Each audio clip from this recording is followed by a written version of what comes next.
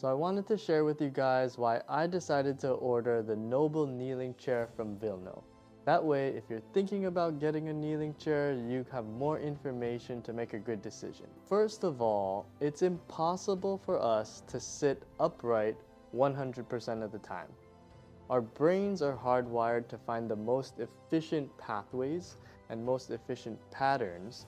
And when we sit upright, we use a lot of core muscles, extensor muscles in the back, and we're burning a lot of energy.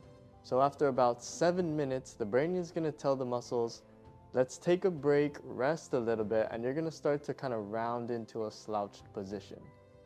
So knowing that, slouching is not necessarily a bad thing, but we do have to balance it out, right? We can't spend all day slouched. For example, if you're at work and you sit at a desk and you're rounded forward, and then you get in your car to drive home and you're rounded forward again, and then you get home and you sit in your couch and you watch TV, again rounded, there's no balance there. We need to spend some time bent, some time extended. So I want you to remember, after you bend, you must extend. You can always keep the spine in balance and stay healthy. When I first saw this chair, one thing I noticed was the rounded rocker bottom of the chair.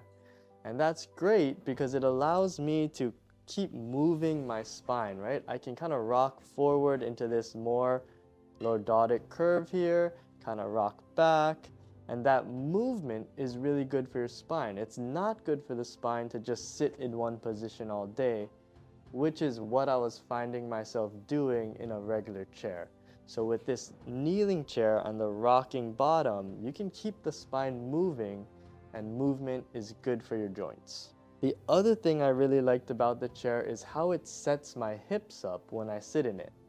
So if you watched my other ergonomic video, I talked about how it's important to get the knees below the hips.